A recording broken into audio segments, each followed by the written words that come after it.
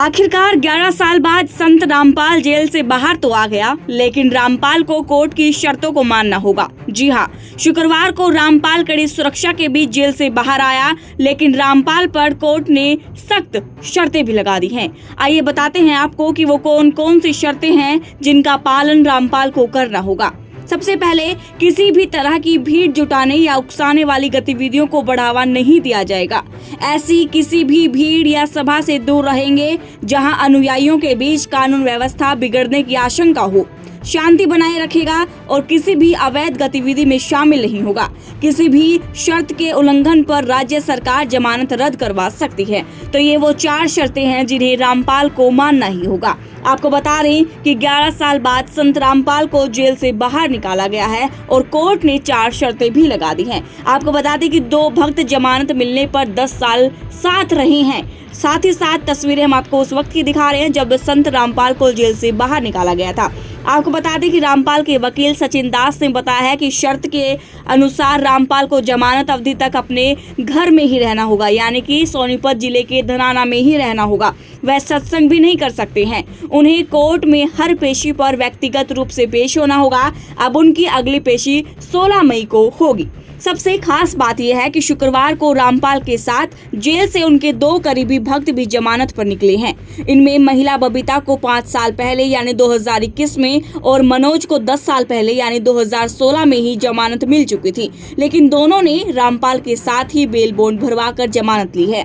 रामपाल जिस फॉर्च्यूनर गाड़ी में सवार थे, उनके साथ उनके आगे चल रही डिफेंडर से बबीता धनाना आश्रम पहुंची थी। तस्वीरें हम आपको दिखा रहे हैं जब संत रामपाल को बाहर निकाला गया था। तस्वीरें देखी गई हैं कि जब संत रामपाल सोनीपत के धनाना सतलोक आश्रम पहुंचे तो अनुयायियों ने उन्हें घेर लिया, उनका जोरदार स्वागत किया, उनके ऊपर फूल भी बरसाए गए। रामपाल के भक्त आशीर्वाद लेने के लिए मंच पर भी पहुंचे थे और रामपाल को देखकर कुछ महिला भक्त रोने लग गई थी। वकील सचिन दास ने बताया कि मनोज का FIR नंबर 428 और बबीता का FIR नंबर 429 और 430 में था।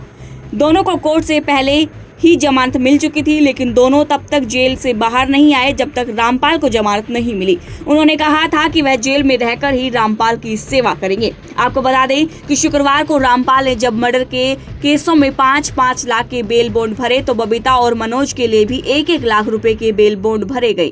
बबीता को पुलिस ने बरवाला के सतलोक आश्रम से गिरफ्तार किया था। वह रामपाल की सबसे लंबे समय से सेवा करती आ रही है। उसके पिता बलजीत भी रामपाल के मुख्य सहयोगियों में से एक है।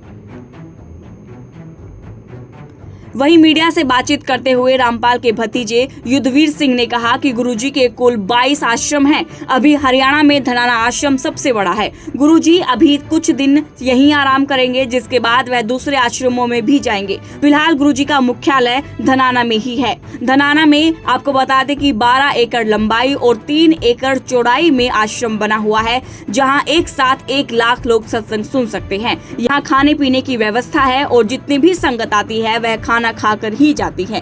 रामपाल के आश्रम में लगातार बड़ी संख्या में महिला श्रद्धालु और पुरुष पहुंच रहे हैं उनका आशीर्वाद लेने के लिए। जैसे ही रामपाल जेल से बाहर आया तो आश्रम में पहुंचने के बाद रामपाल का जोरदार स्वागत किया गया। उन भक्त हाथ जोड़कर खड़े रहे और फूलों से स्वागत किया गया।